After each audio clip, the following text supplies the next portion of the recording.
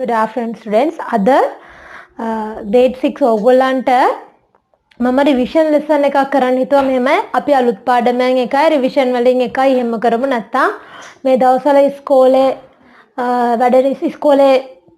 වැඩක් ඉස්කෝලේ ඉතින් වෙනදා වගේ ඉස්කෝලේ යන්නේ නැති නිසා ඉතින් පේපර් එකක්වත් හරියට කරන්න බැරි නිසා එතකොට මේ ක්ලාස් එන්නත් බැරි නිසා පරණ පාඩම් අමතක වෙලා ඇති.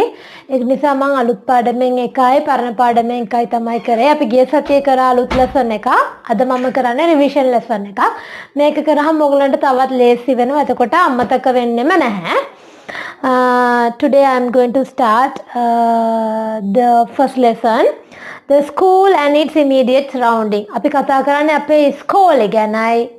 ඒකේ අවට තියෙන පරිසරය, immediate surroundings. Then children are most important treasure in our society. As we all know, children are very important treasure in our society. අපේ society එකේ ගොඩක් හොඳ වටිනාකමක් තියෙන තැනක් තියෙනවා මේ ළමයින්ට. The child receives his basic education to mold his life from his childhood, from his parents and elders in the family. දැන් අපි චූටි කාලේ අපේ eating habits, good qualities, එතකොට තව අපි පාවිච්චි කරන්න ඕනේ දිනදා කරන්න ඕනේ daily routine එකේ තියෙන habits ඔක්කොම අපිට කියලා දෙන්නේ කොහෙන්ද? අපේ පවුලෙන්. Then the child receives his basic education from his family. As the child grows, the school becomes a formal institution that provides education. චූටි කාලේ ඉතින් කන්න බොන්න විදින යන ඔය ඉගෙනුවට පස්සේ formal education එකක් අපිට ඕන වෙනවා අපේ growth එකත් එක්ක. එතකොට අපි වැඩුණාට පස්සේ පුතේ අපි අවුරුදු 5 සම්පූර්ණ වෙලා 6 ලබනකොට අපිට formal institution එකකට යන්න වෙනවා. මොකටද? To get our education. There is a large number of schools in our Sri Lanka. in our country. දැන් අපේ රට තුල ගොඩාක් ඉස්කෝල තියෙනවා. එතකොට ඒ ඉස්කෝල වලින් තමයි. එතකොට schools provide good education for all children. මුළු හැම ළමෙක්ටම අධ්‍යාපනය දෙන formal institution එක තමයි ඉස්කෝලේ. Then they are located in rural, urban, hilly and coastal environment. දැන් අහන්නේ ඉස්කෝලේ rural කියන්නේ ගම්බද, urban නගරබද, hilly කන්ද උඩ, coastal වෙරළබඩ. ඕනම තැනක පුතේ ඉස්කෝලයක් තියෙන්න පුළුවන්. දැන් ගෝල්, මාතර, හම්බන්තොට ඉන්න ළමයින්ට ඉස්කෝලේ coastal බේට් එකේ තියෙන්න පුළුවන්. නුවරඑළිය, මාතලේ, නුවර ඔය ළමයින්ගේ ඉස්කෝලේ පිටලා තියෙන්න පුළුවන් hilly area එකක. දැන් අපි වෙස්ටර්න් ප්‍රොවින්ස් වල ගොඩක් වෙලාවට ප්ලේන් ඒරියා වල තියෙන්න පුළුවන්. ඒ වගේම වෙස්ටර්න් ප්‍රොවින්ස් වල තියා ගොඩක් ප්‍රොවින්සස් වල දැන් ප්‍රොවින්ස් එක කිට්ටුව කියන්නේ මෙහෙම නගරයකට කිට්ටුව තියෙන ගොඩක් වෙලාවට ඒක නාගරීකරණය වෙලා. ඒවට අපි කියනවා urban schools. ගම්බද ගම් පරිසරයක් එක ටිකක් නගරයෙන් ඈතට යනකොට ඒක ග්‍රාමීය පාසලක් වෙලා. ඒවට අපි කියනවා rural schools. ගම්බද නම් urban, නගරබද නම් ගම්බද නම් rural, නගරබද නම් urban. හරිද?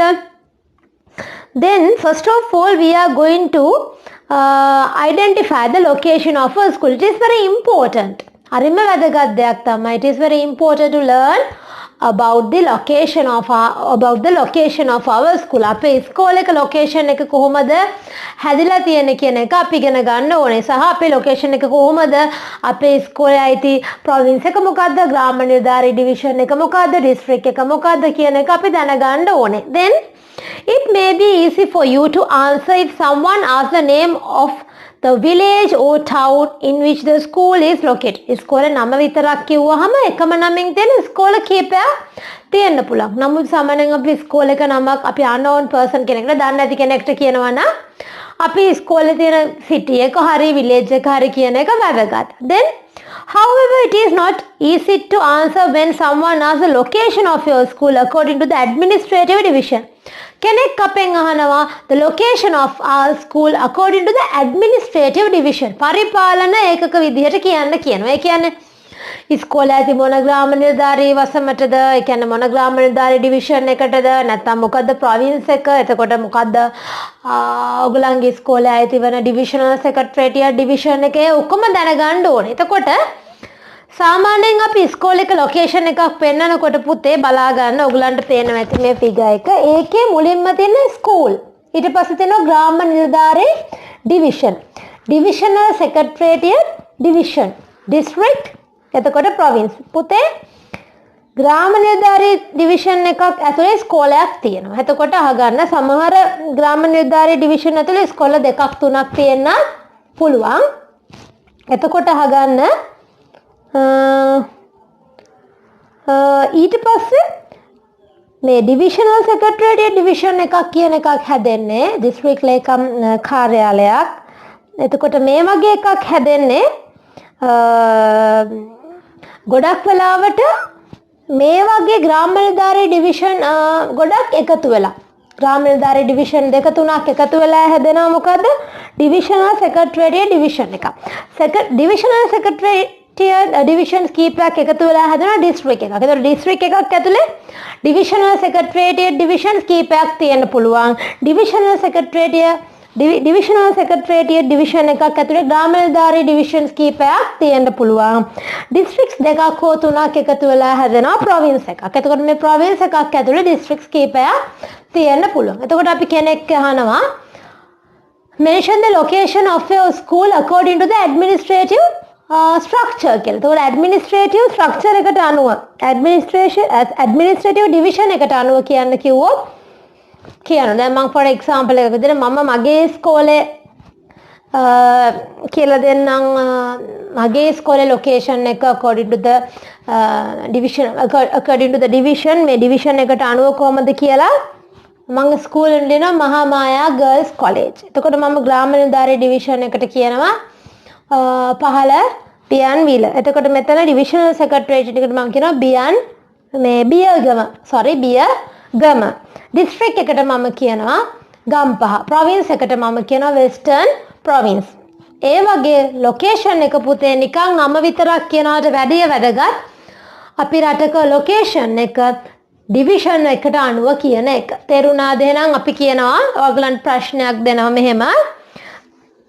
Mention the location of a school according to the administrative division කියලා. ඒතර කොහොමද කියන්න ඕනේ? school, ග්‍රාම නිලධාරී division, divisional secretariat division, district ඊට පස්සේ province. ඒක මතක තියා ගන්න ඕනේ. Then now we are going to observe this figure. The Grama Niladhari division is the smallest administrative unit in which a school is located.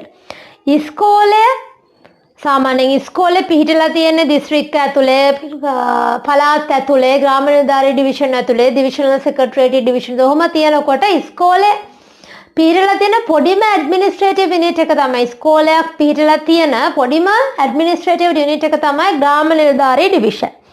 The Grama Niladhari division is made up of one or more villages. කොහොමද ඒක හැදෙන්නේ? ග්‍රාම නිලධාරී division is made out of one or more villages.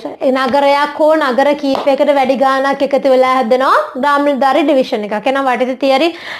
ග්‍රාම නිලධාරී division is made up of a village or more villages. නගරයක් හෝ ගමක් හෝ ගම් කීපයක් එකතුවෙන් හැදෙනවා. Then there can be several ග්‍රාම නිලධාරී division in a city. නගරයක් ඇතුලේ ග්‍රාම නිලධාරී division එකක් නෙමෙයි කීපයක් තියෙන්න පුළුවන්. So there can be several ග්‍රාම නිලධාරී division in a city. Every ග්‍රාම නිලධාරී division has a number. හැම ග්‍රාම නිලධාරී division එකටම පුතේ number එකක් තියෙනවා. සහ නමක් තියෙනවා. Then every ග්‍රාම නිලධාරී division has a number and a name. ඒක නිසා අපිට ඒක හොයාගන්න පුළුවන්. තේරුණාද? number එකකුත් තියෙනවා නමකුත් තියෙනවා. Then there may be several ග්‍රාම නිලධාරී division in a divisional secretariat. divisional secretariat එකක් ඇතුලේ තියෙන්න පුළුවන්. කොහොමද? එහෙනම් divisional secretariat division is made up of one ග්‍රාම නිලධාරී division or more ග්‍රාම නිලධාරී divisions. එකක් හෝ කීපයකින් හැදෙන්න පුළුවන් මොකද්ද divisional secretariat division එක. A district consists a collection of several divisional secretariat divisions. Two or more districts make a province which is the largest administrative division in the country. එතකොට මොකද්ද රට ඇතුලේ තියෙන ලොකුම administrative unit එක province. province එකක් හැදෙන්නේ districts කීපයක් එකතු වෙලා. district එකක් ඇතුලේ district එකක් හැදෙන්න ග්‍රාම නිලධාරී divisions මේ divisional secretariat divisions කීපයක් එකතු වෙන්න ඕනේ. තේරුණාද එහෙනම් what is the smallest administrative division in the country? ග්‍රාම නිලධාරී division. So what is the largest administrative unit in the country? province. හරිද? දැන් අපි දන්නවා provinces 9ක් තියෙනවා. එතකොට ඔක්කොම districts 25ක් තියෙනවා කියලා. එතකොට අපි ඒවා ඉගෙන ගන්න තමයි දැන් ඇත්තටම ඉගෙනගෙන තියෙනවා. නමුත් දැන් මේ රිවිෂන් එකක් විදිහට ඔන්න දැන් අපි ආයේ ඉගෙන ගන්න යන. තව දෙයක් දැනගන්න ඕනේ. දැන් අපිට ගොඩක් වෙලාවට Google map එක ඔයගොල්ලෝ අහලා තියෙනව නේද? Google map එක. ඉතින් ඔයගොල්ලෝ බලන්න Google map එක අරගෙන ඕගලන්ගේ ඉස්කෝලේ ලොකේෂන් එක කොහොමද කියලා අයිඩෙන්ටිෆයි කරගන්න. එතකොට තේරුම් ගන්න පුළුවන් මගේ ඉස්කෝලේ පිහිටීම මොන ඇඩ්මිනිස්ට්‍රේටිව් යුනිට් එකටද මොන ඩිවිෂනල් සෙක්‍රටරි ඩිවිෂන් එකට ඔන්න හැමදේම දැනගන්න අපිට Google Maps පාවිච්චි කරන්න පුරුදු වෙන්න. ඒක අම්මගෙන් හෝ තාත්තගෙන් අහගන්න හරි easy. ඒක පුරුදු වෙන්න. එතකොට තව දෙයක් තියෙනවා. දැන් මම කිව්වා district එකක් හැදෙන district එකක්. A district is made up of several district is made out of several divisional secretariat divisions. ඒ කියන්නේ district එකක් හැදෙන්නේ divisional secretariat කීපයක් එකතු වෙලා. එතකොට province එකක් හැදෙන්නේ districts කීපයක් එකතු වෙලා. province is made out of from several districts. province එකක් හැදෙන්නේ district කීපයක් එකතු වෙලා. then province is made out of several districts. then එතකොට මතක තියාගන්න ඕනේ how many provinces of our country? There are 9 provinces and there are 25 districts in our country. එතකොට ඒකෙදී අපි දැනගන්න ඕනේ මොනවද provinces කියලා. අපි පිළිවෙලට ගමු මුලින් ඉඳලා. උඩම තියෙනවා northern province. මොනවද උඩම තියෙන්නේ? northern province. northern province එකේ තියෙනවා districts 5ක්. මොනවාද? Jaffna, Kilinochchi, Mullaitivu, Vavuniya, Mannar. ඔන්න ඔය වගේ ඒවා. පිළිවෙලට ගියොත් Jaffna, එතකොට Kilinochchi, Mullaitivu, Mannar, Vavuniya කියන districts කීප එකතු වෙලා හැදෙනවා northern province එක. northern province එකට පහළින් තියෙනවා north central province. ඒකට සිංහලෙන් කියනවා උතුරු මැද පළාත. ඒකේ තියෙනවා මොනවාද? අනුරාධපුරයි පොළොන්නරුවයි. And there are 2 districts of north central province. What are they? Anuradhapura and Polonnaruwa. එතකොට ඊට පස්සේ අපි තව චුට්ටක් පල්ලෙහාට ගියාම අපිට හම්බෙනවා central province. ඒ කියන්නේ central province මධ්‍යම පළාත. එතකොට ඒකේ තියෙනවා there are 3 districts of it. ඒකේ 3ක් තියෙනවා. මොනවාද? Kandy, Matale, Nuwareli. ඔන්න. ඊට පස්සේ අපිට ආයේ යන්න පුළුවන් ඉගෙන ගන්න north western province වලට. north western province සිංහලෙන් කියනවා වයඹ පළාත. ඒකේ තියෙන මොනවද? කුරුණෑගලයි පුත්තලම. පුත්තලමයි කුරුණෑගලයි තමයි north western province එකේ තියෙන්නේ. හරිද? ඊට පස්සේ north western province එකට පහළට අපි යනවා western province western province වල තියෙන්නේ කොළඹ, ගම්පහ, කළුතර. කොළඹ, ගම්පහ, කළුතර. ඔන්න ඔය ටික තියෙනවා. ඊට පස්සේ අපි ආයෙ යනවා පහළට southern province දකුණු පළාත ගෝල්, මාතර, හම්බන්, තොට. ගෝල්, මාතර, හම්බන්, තොට. එතකොට අපි කතා කරන්න ඕනේ central province එකයි western province එකයි අතර වගේ තියෙනවා තව province එකක්. අපි මේකට කියනවා සබරගමුව province. මොකක්ද කියන්නේ? සබරගමුව province. මේකේ තියෙන්නේ කේගෝල්. මේකේ ඇතුලේ කේගෝල් කියන district එකයි රත්නපුරයි තියෙනවා. ඊට පස්සේ අපි බලමු ඊස්ටර්න් ප්‍රොවින්ස් එක. ඊස්ටර්න් ප්‍රොවින්ස් එකේ තියෙන මොනවාද? ඩිස්ට්‍රික්ස් තුනක් තියෙනවා. ට්‍රින්කොමලි, බැටික්ලෝ, අම්පාර. ඊස්ටර්න් ප්‍රොවින්ස් එකයි සෙන්ට්‍රල් ප්‍රොවින්ස් එකයි මැද වගේ තියෙනවා අපිට ඌව ප්‍රොවින්ස් එක, බදුල්ලයි, මොනරාගලයි. එතකොට ඒක මතක තියාගන්න ඕනේ. ඔයගලන්ට මම මේකෙන් කරන්න හෝම්වර්ක් එකක් එදා එව්වා. ඉතින් ඒක මට ඔයගොල්ලෝ කරලා එවලා තිබුණා. දැන් මම මේ රිවිෂන් එකක් විදියට තමයි මම මේක කරන්නේ තව පාරක් ඔයගලන්ට. එතකොට අපි ඊට පස්සේ කතා කරන්න ඕනේ පුතේ shape of the land of the school. දැන් අපේ ඉස්කෝලේ පිටලා තියෙන මොන වගේ shape එකක් තියෙන land එකකද කියලා. then මේ බලන්න ඔයගලන්ට picture එකක් දීලා තිනවා page number 5 වල.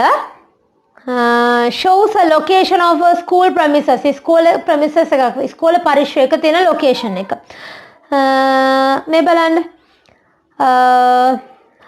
ඒකේ තියෙන ඔයගලන්ට fence එකක් තියෙනවා. ඊට පස්සේ තියෙනවා wall එකක්, තාප්පයක් තියෙනවා. ඊට පස්සේ මොනවාද? buildings තියෙනවා. bank එකක් ළඟ තියෙනවා. roads පාරවල් තියෙනවා. ඉතින් ඔය ඉස්කෝලේ එක location එක. ඉස්කෝලේ එක location එකක් කියනකොට ඉස්කෝලේ ළඟ තියෙන දේවල් මොනවද?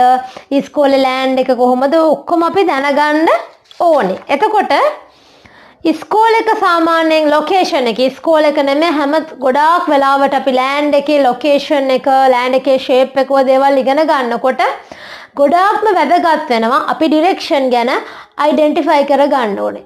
ඒ කියන්නේ directions කියන්නේ දිශා. හැම දෙයක්ම buildings හරි මොනාට දෙයක් කියවම අපිට කියනවා මේක තියෙන්නේ north වල, මේක තියෙන්නේ south වල, මේක west වල, ඒ වගේ direction එකක් එක කියන්න පුරුදු වෙන්න ඕනේ. එතකොට there are 8 directions. අපි මුලින්ම මම මේන් ටික උගන්වන්නම්. ඔයගොල්ලෝ දන්නවා north, south, ඊට පස්සේ west, east. හරිද? north, south, west, east. අර පැත්තට බැලුවොත් නැත්නම් north, south, මෙහෙම බැලුවොත් east and west. එතකොට north එකයි east එකයි මැද තියෙනවා north east. north එකයි east එකයි මැද north east. තේරුණාද? south එකයි east එකයි මැද south east. ඊට පස්සේ north එකයි west එකයි මැද north west. ඊට පස්සේ south එකයි west එකයි මැද south west. ඔන්න බලන්න මේ තියෙන north උතුර. ඔයගලන්ට පේනවා ඇති උතුර. ඊට පස්සේ south දකුණ. ඔන්න east නැගෙනහිර, west බටහිර. මේ දෙක අතර තියෙනවා ඊසාන. අපි මේකට කියනවා north east. ඊට පස්සේ දැන් බලන්න east එකට පහලින් south එකට කඩින්. එතකොට ඉන්නේ south east.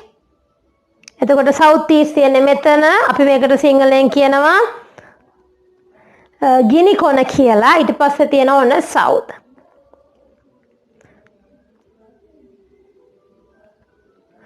ඊට පස්සේ බලන්න south එකයි west එකයි මැද තියෙනවා south west. මෙතනට අපි කියනවා නිරිත කියලා, south west. සිංහලෙන් අපි කියනවා නිරිත. ඊට පස්සේ බලන්න west එක බටහිර. west එකයි north එකයි කියන්නේ north එකයි west එකයි මැද තියෙනවා north west. ඒකට අපි කියනවා වයඹ. ඕවා තමයි අපි දැනගන්න ඕනේ directions. මොනවාද එන? north, south, east, west. ඊට පස්සේ මොනවාද? north east, south east. ඊට පස්සේ north west and south west. ඔය ටික අපි දැනගන්න ඕනේ. හරිද? ඊට පස්සේ ඔයගොල්ලෝ දන්නවා මේක මම මේක ඔයගලන්ට එව්වා. ඔයගොල්ලෝ මට කරලා තිබුණා. එතකොට මේ fill කරන්න තියෙන මේක blank is located between north and east. ඔයගොල්ලෝ එක දාලා තිබ්බා north east. ඊට පස්සේ අහලා තිනවා south එකයි east එකයි මැද තියෙන direction එක south east.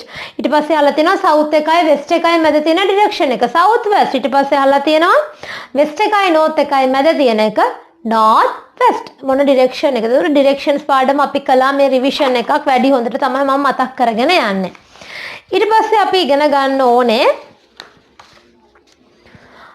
අපේ ඉස්කෝලේ land එක ගැන ඉගෙන ගන්න අපිට ගොඩක්ම වැදගත් වෙනවා. මොකද්ද? direction එක. එතකොට අපි direction අඳුර ගන්න අපි පාවිච්චි කරනවා compass. මාලිමාවක් අපිට ඕනේ. directions අඳුරගන්නේ කොහමද? මාලිමාවක් ඕනේ. මාලිමාවට අපි කියන compass. හැබැයි සමහර වෙලාවට අපේ අතේ compass එකක් නැති වෙන්න පුළුවන්. හරිද? එතකොට අපිට මාලිමාවක් නැතුව කම්පාස් එකක් නැතුව කොහොමද ඩිරෙක්ෂන්ස් අඳුරගන්නේ කියලා ඔන්න මම දැන් මතක් කරන්න යන්නේ. Then you can identify the directions according to the directions of sunrise in the morning. If a compass is not available, ඉර පායලා තියෙන වෙලාවකට උදේට අපිට පුළුවන් ලේසියෙන් directions අඳුර ගන්න. When you stand facing the rising sun, when you stand facing rising sun, ඔයා මූණ දීලා හිට ගන්නවා නම් හොඳට පායලා තියෙන ඉරට මූණ දීලා හිට ගන්නවා නම් ඊට පස්සේ stretching your hands අත් දික් කරනකොට your right hand points to the direction of south. Your right hand අපගේ දකුණු අත පෙන්වන්නේ south කියන direction එකට. දැන් ඔයා ගිහිල්ලා හොඳට මේ හැරෙනවා. ඉර පායලා තියෙන පැත්ත බලාගෙන හැරෙනවා. එතකොට එහෙම හැරුණාම කියනවා අත් දිග අරින්නලු. Stretch your hands. අත් දික් කරාට පස්සේ your right hand points. Right hand එක පෙන්වන්නේ මොකද්ද? Your right hands points to the direction of south. දකුණු අතින් පෙන්වන්නේ south. ඒ කියන්නේ දකුණු අතින් පෙන්වන්නේ right hand එකෙන්. දකුණු අතින් පෙන්වන්නේ දකුණු දිශාව. The opposite direction to the left hand is pointed. ඒ කියන්නේ left hand එකෙන් පෙන්වන්නේ උතුර. එහෙනම් කොහොමද කියන්නේ? Your left hands point to the direction of north. ඔන්න ඔහොමයි identify කරගන්නේ අපි compass එකක් නැතු වෙලාවට උදේ වෙලාවට directions. ඒක මතකයි නේද? ඒක අපි ඉගෙන ගත්තා. ඊට පස්සේ අපි කතා කරන්න යන්නේ පුතේ ඉස්කෝලේ අවට තියෙන weather conditions. දැන් weather කියන්නේ මොකද? අපි weather කියලා කියන මේකට සිංහලෙන් අපි කියනවා කාල ගුණය, climate කියන්නේ දේශ ගුණය. මම ඉස්සෙල්ලාම කියන්නම් මොකද්ද weather කියලා කියන්නේ කියලා. The condition of the atmosphere that prevails for a short period of a time in a particular area is called as weather. කියන්නේ the condition of the atmosphere that prevails for a short period of a time in a particular area. කියන්නේ යම් කිසි කෙටි වෙලාවක් ඇතුළත වායුගෝලයේ පවතින වෙනස.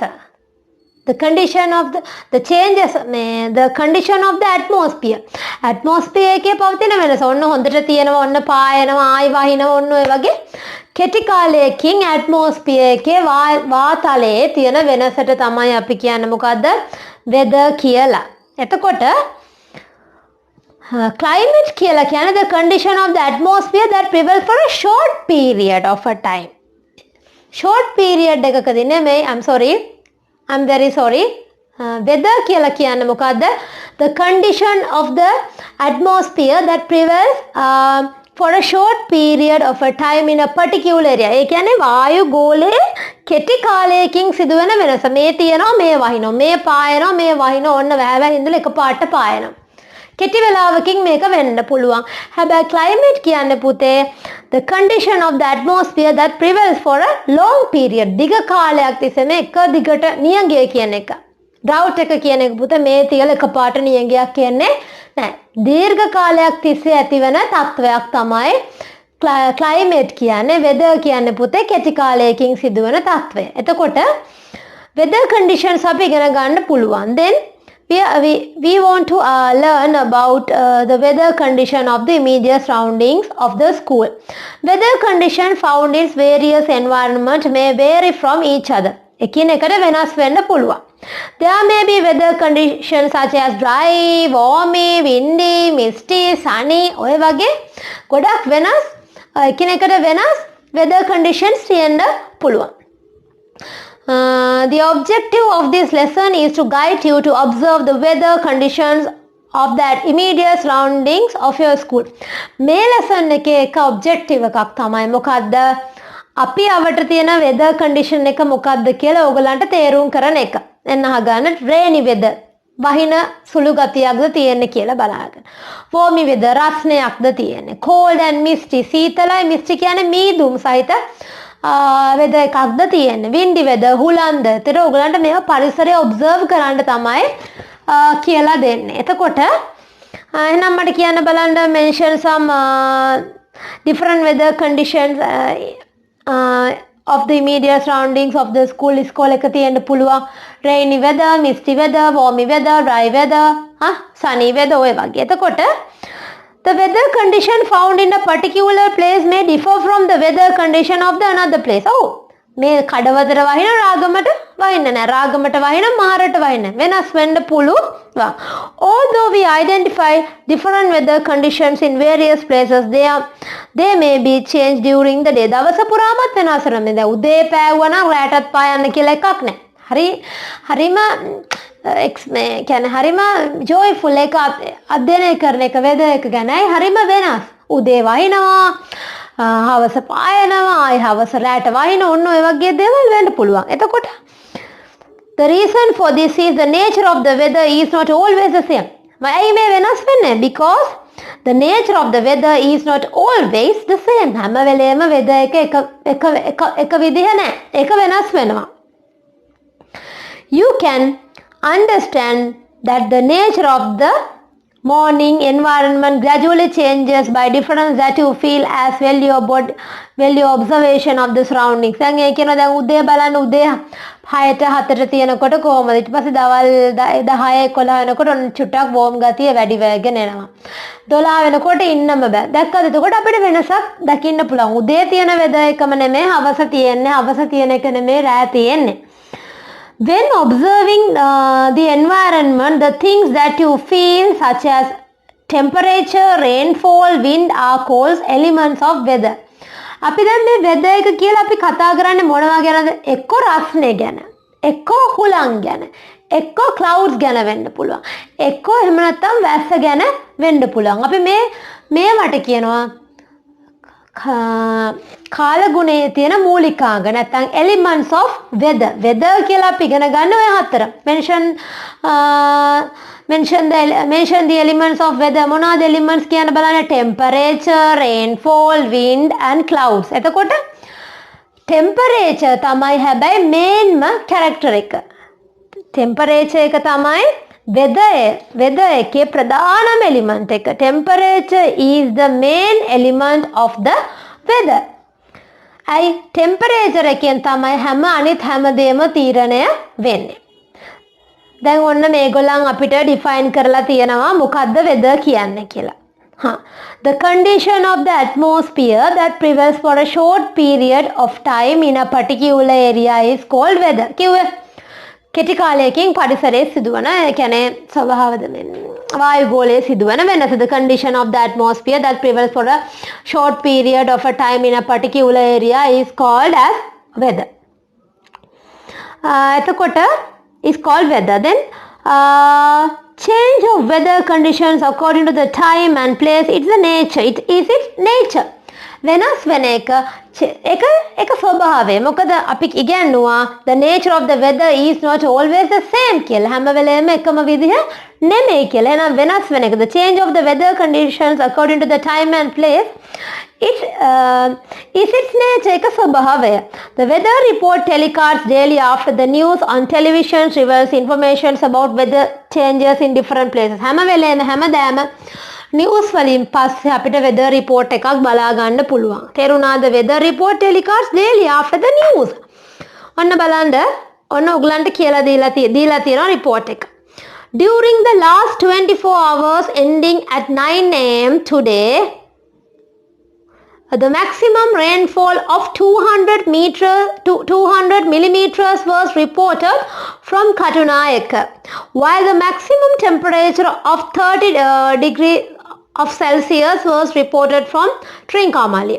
The minimum temperature of 12 degrees Celsius was reported from Nuwara Eliya. There will be heavy rains in the west and south and western slopes of the central hills during the next 24 hours due to southwestern winds. මොකද්ද මේ කියන්නේ? During the last 24 hours ending at 9 am today. අද උදේ 9න් පැය 24 අවසන් වෙන. ගෙවිච්ච පැය 24 අවසන් වෙන. රේන්ෆෝල් එක හැම වෙලේම වෙදර් එක ගැන අපිට report එකක් දෙන්නේ ගෙවිච්ච පැය 24 ගැන. The maximum rainfall උපරිම උෂ්ණත්වය වර්ෂාපතනය. rainfall කියන්නේ වර්ෂාපතනය. temperature කියන්නේ උෂ්ණත්වය. The maximum උපරිම rainfall එක කොහෙද? of 200 millimeters. බලන්න වර්ෂාපතනය measure කරලා පෙන්නලා තියෙන්නේ මොනවාද? millimeters වලින්. was reported from Katunayake, while the maximum temperature of 30 degrees Celsius was reported from Trincomalee. Katunayake උපරිම වර්ෂාපතනයක් රිපෝට් වෙනකොට Trincomalee වලින් උපරිම ටෙම්පරේචර් එකක් උෂ්ණත්වයක් රිපෝට් වෙනවලු. අන්නව තමයි report. The minimum temperature of 12 degrees Celsius was reported from Nuwara Eliya තමයි අඩුම temperature එකක් එදා රිපෝට් වෙලා තියෙන්නේ. There will be heavy rains. ඒක future. වැසි ඇතිවිය හැකි. ඔක තමයි forecast එක. අනාවැකියකට අපි කියන forecast එකක් කියලා. ඕක තමයි forecast එක. වැසි ඇති වෙන්න පුළුවන්ලු west and south western slopes. එතකොට බස්නාහිර සහ දකුණු කියන slopes වල ඇති වෙන්න පුළුවන්ලු මොනවාද? western වලයි south වලයි. ඒ කියන්නේ west කියන්නේ බටහිර, south කියන්නේ දකුණ. එතකොට බටහිරයි දකුණේ පළාත්වල ඒ කියන්නේ ඒ directions වල ඇති වෙන්න පුළුවන්ලු මොනවාද? heavy rain. ගොඩක් තද වැසි ඇති වෙන්න පුළුවන්ලු. And the western slope of the central hills. ඒ කියන්නේ central hills වල කන්ද උඩට ඒ කියන්නේ මොනවාද? මධ්‍යම කඳුකරේ western slopes වලට බර වෙලා ඇති වෙන්නත් පුළුවන්ලු තද වැසි. මොකක් නිසාද? During the next 24 hours due to the southwestern winds. මොකක් නිසාද? අපිට ලැබෙන හුලං තත්ත්වය නිසා. හරිද? දැන් ගොඩක් වෙලාවට අපිට වැස්ස ලැබෙන්න එක හේතුවක් තමයි වැස්ස හේතු තුනක් මත ලැබෙනවා. පළවෙනි එක තමයි convectional rains. දෙවෙනි එකට අපි කියනවා monsoon rain. ඊට පස්සේ cyclones. ඔන්න ඔය හේතු තුන පදනම් කරගෙන අපිට වැස්ස ලැබෙනවා. එතකොට දැන් මේ south western winds කියන පැත්තෙන් අපිට එන හුලං නිසා මේ ලැබෙන හුලං නිසා ඉදිරි පැය 24 ඇතුළත ඒ කියන්නේ ඇති වෙන්න පුළුවන්ලු තද වැසි. තේරුණාද? එතකොට ඕක තමයි ළමයි දීලා මේ weather report එකේ දෙන forecast එක. වැදගත්ම වෙන්නේ දැන් අපිට forecast එක. මොකද අපි weather එක දැනගත්තාම අපිට අපේ ඉස්සරහට බලාපොරොත්තු වෙන day to day activities, farmers ලට ඒගොල්ලන්ගේ වැඩ කටයුතු decide කරගන්න පුළුවන්, plan කරගන්න පුළුවන්. fishermans ලට ඇයි ඒගොල්ලෝ හිතාගෙන ඉන්නවා මුහුදු යන්න හිතාන් ඉන්නවා නම් farmers ලා ඒගොල්ලන්ගේ harvest එක සම්බන්ධයෙන් gather කරන්න ඉන්නවා නම් ඕ වගේ දේවල් ඉන්නවා නම් ඒගොල්ලන්ට ඒවා manage කරගන්න පුළුවන්.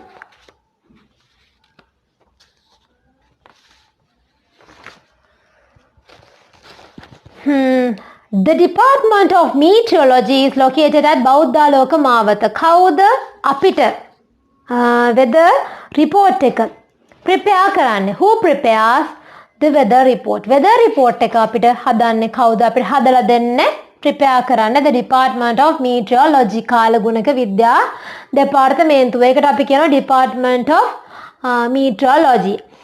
Is located at බෞද්ධාලෝක මාවත, කොළඹ. ඒක කොහෙද පිටලා තියෙන්නේ? බෞද්ධාලෝක මාවතේ කොළඹ වල. එතකොට Colombo 7 and there may be regional meteorological centers throughout the island connected it.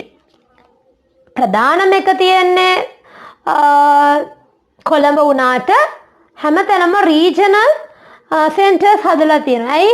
නැත්නම් අනුරාධපුරේ ටෙම්පරේචර් එක කොහොමද අපි දැනගන්නේ? අනුරාධපුරේ රේන්ෆෝල් එක winds හැම පැත්තෙම regional මේගොල්ලන් centers හදලා තියෙනවා. ඒ හැම එකක්ම connect වෙනවා මේ බෞද්ධාලෝක මාවතේ තියෙන මේ Department of Meteorology එකටයි හැම තැනකම දත්ත මේකට ඇවිත් connect වෙනවා. එතනදී කොළඹදී තමයි මේවා ඔක්කොම process කරලා computers හරහා process කරලා weather report එක අපිට හදන්නේ. The Department of Meteorology prepares a weather report on the basis of data collected daily about the weather elements from various centers. Various centers වලින් තමයි ඒගොල්ලෝ ඒවා ඔක්කොම collect කරගන්නේ.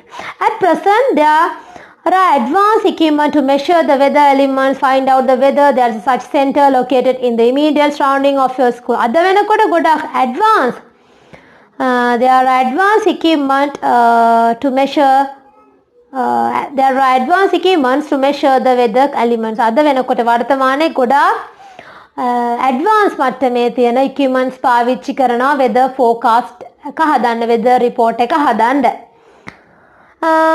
ඔන්න බලන්න දැන් අපි කතා කරා there are 4 elements of weather, but the main element of the weather is temperature. Now we are going to learn about some important facts on temperature. Temperature, ushnatwaya. Temperature is the main element of the weather. Kawda apita temperature එක දෙන්නේ? Sun. Then the sun provides temperature and heat. Temperature එක heat එක අපිට දෙන්නේ sun. Using a thermometer we can measure temperature. Now temperature එක measure කරන්න පාවිච්චි කරන equipment එකට අපි කියනවා සිංහලෙන් උෂ්ණත්වමානය, නැත්නම් මේකට අපි කියනවා thermometer. මොකද්ද කියන්නේ? Thermometer. So thermometer is the equipment that is used to measure the temperature. Temperature is measured by units of Celsius and Fahrenheit degrees.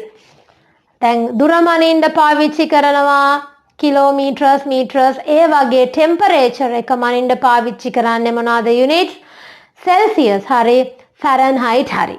එතකොට අපි දැන් ගොඩක් දේවල් දානවා temperature එක ගැන. Dry weather condition occur when there is extreme solar heat and temperature. ගොඩාක්ම heat එක වැඩි වුණාම, ගොඩාක් temperature එක වැඩි වුණාම තමයි කාලගුණේ වියලි තත්වයක් ඇති වෙන්න පුළුවන්. එහෙනම් මොනවද අපි දැනගන්න ඕනේ? Temperature is the main element of the weather. The sun provides temperature and the heat. Using the thermometer we can measure temperature. So temperature is measured by units of Celsius and Fahrenheit. ඔන්න temperature එක ගැන අපිට ඉගෙන ගන්න තියෙන දේවල්. ඊට පස්සේ අපි කතා කරමු rainfall. Rainfall එකට මට ඕනනම් කියන්න පුළුවන් precipitation. Precipitation කියන්නේ rainfall එකට කියන තව නමක්, වර්ෂාපතනය. So අපිට වර්ෂාපතනය ලැබෙන්නේ cycle එකක් විදිහට. අපේ පොළවේ, අපේ ගස්වල තියෙන වතුර රත් වෙලා, ඉර එළියට රත් වෙලා, වාෂ්ප වෙලා, ඒවා වාතලයට එකතු වෙලා, උඩදී ඒවා සීතල වෙලා දිය වෙනවා, ඝනීභවනය වෙලා අපිට ලැබෙනවා වැස්ස. ඉතින් අපි දැන් කතා කරන්න යන process එකද water that is in ocean on land, its plants turn into vapors due to the heat of the sun. මොකක් නිසාද මේ water vapors වෙන්නේ? water that is in ocean on land, plants turn into vapors due to the heat of the sun. This water vapors rises up in the atmosphere. දැන් මේවා මොකද වෙන්නේ? සීතල දැන් මේ හැදිච්ච වාෂ්ප උඩට යනවා. This water vapors rises up in the atmosphere and then it cools and condenses. සීතල වෙලා ඝනීභවනය වෙන්න පටන් ගන්නවා. So clouds are formed with the condensations of water vapor. වලාකුළු හැදෙන්නේ මේ දිය වෙච්ච ජල වාෂ්ප නිසා. So we receive rain through this process. එහෙනම් අපිට වැස්ස ලැබෙන්නේ process එකකින්. එහෙනම් ඒ process එක මතක තියාගන්න ඕනේ. So we can measure rain using a rain gauge. So rain gauge is equipment that is used to measure the rainfall, and we can use millimeters to measure the rainfall. එතකොට rainfall එක අපි මනින්න පාවිච්චි කරන units millimeters. එතකොට ඔයගලන්ට process of precipitation කියන circle එක බලා ගන්න වෙනවා. evaporations කියන්නේ වාෂ්ප වෙනවා, condensations දිය වෙනවා, ඊට පස්සේ precipitation ලැබෙනවා. එතකොට මේ surface runoff water evaporations වෙලා, ඊට පස්සේ condensations වෙලා precipitation, මේක circle එකක්. වතුර වැටෙනවා පොළවට, පොළවේ වතුර ආයි වාෂ්ප වෙලා උඩට යනවා. ඉතින් ඔහොම තමයි අපිට වැස්ස ලැබෙන්නේ. ඊට පස්සේ අපි කතා කරන්න ඕනේ wind එක ගැන. එතකොට wind එක කියන්නේ තව element එකක්. So when you observe the environment, you can see moving leaves. And when you observe the environment, you can see moving the leaves. ගස් හෙල්ලෙන්න, කොළ හෙල්ලෙන්න ඔයාලට දකින්න පුළුවන්. You can also feel the cold. ඒ වෙලාවට අපිට සීතලක් ලැබෙන්නත් පුළුවන්. Then we can also feel the cold. So සීතලක් අපිට ලැබෙන්නත් පුළුවන්. It happens as a result of the blowing wind. ඒ හේතුව ඇයි අපිට සීතලක් ලැබෙන්නේ? ඇයි ගස් හෙලවෙන්නේ? The result of the blowing wind. හුළඟ ඇති වෙන්නේ නිසා තමයි අපිට සීතලකුත් මේ ගස් අතුත් හෙලවීමක් දකින්න ලැබෙන්නේ. The branches the branches of trees bend in the directions of wind. The wind that blows at a higher speed is called a storm. හුලං වෙලාවකට හයියෙන් හමන හුලං තියෙනවා. ඒවට අපි කියනවා මොනවාද? සුලි සුලං තත්ත්ව. හයියෙන් හමන හුලං. ඒවට අපි කියනවා storm. සමහරවිට මද පවන අපිට ඇඟේ නොදැමෙන්න දැනෙන්න වගේ ලැබෙන හුලං. ඒකට අපි කියනවා breeze. එහෙනම් ප්‍රශ්නයක් අහන්න පුළුවන්. What is called as a storm? Storm එකක් කියන්නේ මොකද්ද? The wind that blows at a higher speed is called as a storm. හයියෙන් හමන හුලඟකට තමයි storm කියන්නේ. The wind that blows with a lesser speed is called as breeze. මද පවන කියන්නේ lesser speed එකකින් අපිට ලැබෙන හුලඟ. The wind direction indicator shows the directions of wind. කවුද අපි හුලඟ සාමාන්‍යයෙන් බර බලන්නේ නැහැ, මේ රස්නේ බලන්නේ. හුලඟෙන් අපි ගොඩක් වෙලාවට වේගය බලන. කොච්චර වේගකින්ද හුලඟ ආවේ සහ මොන දිශාවකින්ද හුලඟ ආවේ. So the wind direction indicator shows the direction of wind. හුලඟේ දිශාව මොන දිශාවෙන්ද හුලඟ ආවේ කියලා අපිට පෙන්වන්න පාවිච්චි කරන equipment එක තමයි wind direction indicator. අපිට හුලඟේ වේගය කොච්චර වේගයකින්ද හුලඟ ආවේ කියලා අපිට පෙන්වනවා anemometer එකෙන්. So the anemometer is used to measure the speed of wind. හුලඟේ වේගය මනින්න මොකෙන්ද? anemometer එකෙන්. හුලඟේ දිශාව මනින්න wind direction indicator එකෙන්. එතකොට ඒක ප්‍රසන්ට් කරලා පෙන්වන්නේ it is measured in kilometers per hour. එතකොට පැයට කොච්චර වේගයකින් හුලං හැමුවද කියලා මෙෂර් කරලා පෙන්නනවා කිලෝමීටර්ස් per hour වලින්. තේරුණාද?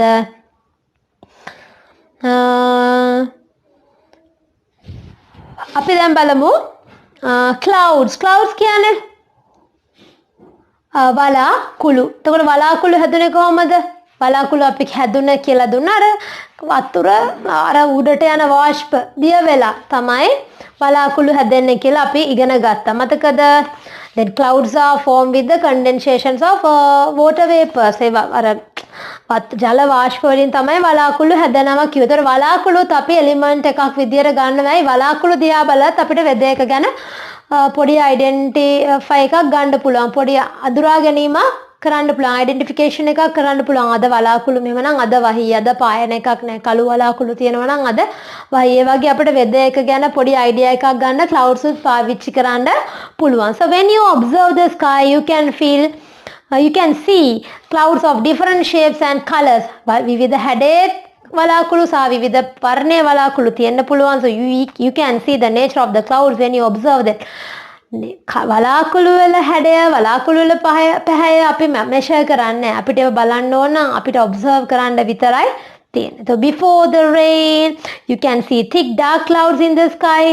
When there are no clouds the sky is clear and වලාකුළු නැති වෙලාවට අහස කොහොමද? Before the rain වස්සර කලින් කොහොමද කියලා ඕගොල්ලෝ ඔබ්සර්ව් කරලා බලන්න. එතකොට අපි දැන් ඉගෙන ගත්ත එලිමන්ට්ස් ගැන. ඊට පස්සේ අපිට තියෙනවා තව පොඩි පාර්ට් එකක් මෙතනම. According to the above information you can collect data related to the weather in the immediate surrounding of your school. Uses different types of equipment and observations. The weather elements, the equipment and the units, the measures are them shows in a table. Then අපි කතා කරා there are 4 elements of weather. What are they? Temperature, rainfall, wind and clouds. එතකොට ඒවා measure කරන්න පාවිච්චි කරපු equipments මොනවාද? ඒවා measure කරන්න පාවිච්චි කරන units මොනවාද කියලා අපි පොඩි සමරි එකකට තමයි යන්නේ. ඔන්න ඔයගලන්ට දීලා තියෙනවා table එකක්. Then you have to observe this table. පළවෙනි column එකේ ඒගොල්ලෝ represent කරලා තියෙන weather element එක, දෙවෙනි එකේ equipment එක, තුන්වෙනි එකේ unit එක. Then temperature is the main element of the weather. Temperature එක මන්නේ. So temperature is measured by a thermometer. Thermometer එකකින් තමයි අපි උෂ්ණත්වය මනින්නේ. එහෙනම් මොකක්ද equipment එක? Temperature is measured by the thermometer. Temperature එක represent කරන්න පාවිච්චි කරන units මොනවාද? Degrees of Celsius and Fahrenheit. Degrees of Celsius and Fahrenheit පාවිච්චි කළා. ඔන්න ඒවා තමයි units. Rainfall තව නමක් කියොත් precipitation. precipitation එක මනින්නේ rain gauge වලින්. මේකට අපි සිංහලෙන් කියන වර්ෂාමානය. එතකොට units තමයි millimeters. speed of wind එක මනින්න speed of wind එක මනින්න අපි පාවිච්චි කරන anemometer අපි සිංහලෙන් මේකට කියන අනිලමානය anemometer වලින් මැනලා ඒවා අපි represent කරන්නේ units විදියට පාවිච්චි කරන්නේ kilometers per hour පැයට කොච්චර වේගකින් හුළඟ ආවද කියලා. direction of wind හුළඟේ දිශාව කොහමද කියලා බලන්න. wind direction indicate direction source by directions shown by the arrow ඊතලයකින් පෙන්නනවා මොන දිශාවෙන්ද හුළඟ හැමුවේ කියලා. clouds ගැන නම් අපිට ඉගෙන ගන්න වෙන්නේ by observation විතරයි. ඒ ගැන දැකලා විමර්ශනය කරලා විතරයි. ඊට පස්සේ අපි අද weather එක ගැන ඉවර කරන්න යන්නේ මෙතනින්. පොඩි කරුණක් තියෙනවා තව.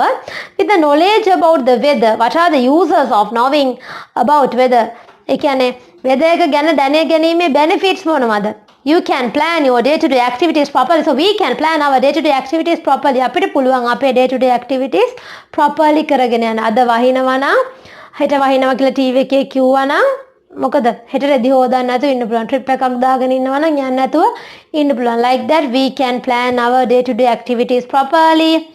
and අපිට තව damage when a damage adu karaganna pulan. Damages of life and properties can be prevented as information about the areas with threats of cyclones, floods and landslides as well as periods of lightning thunder are informed beforehand.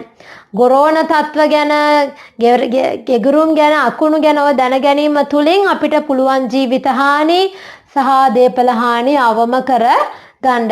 floods ගං වතුර ගැන දැන ගැනීම තුනේ landslides නාය වාහන Park කරලා තියෙනවා නම් ඔය වගේ තැන් වලින් ගන්න පුළුවන්. හෙට ගමනක් දාන් ඉන්නවා නම් හිලි region පැත්තේ යන්න. ඉතින් ඔය වගේ දේවලින් අපිට prevent වෙන්න පුළුවන්. Fishermen and farmers will be able to engage their activities successfully. මාළු බාන අයට කෘෂිකාර්මයේ නිරත වෙලා ඉන්න අයට ඒගොල්ලන්ගේ activities පාලනය කරගන්න manage කරගන්න ලේසි වෙනවා. ওই ටික තමයි අපිට අද මේ වෙලාවේ කරන්න පුළුවන් අපේ lesson එකේ. අපේ lesson එකේ තව කොටසක් තියෙනවා.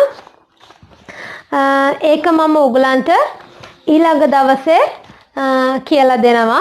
ඉතින් මේ මම හිතනවා ඔයගලන්ට lesson එක තේරෙන්නේ නැති කියලා. මොනවා හරි තේරෙන්නේ නැත්නම් මට කියන්න. Okay, thank you.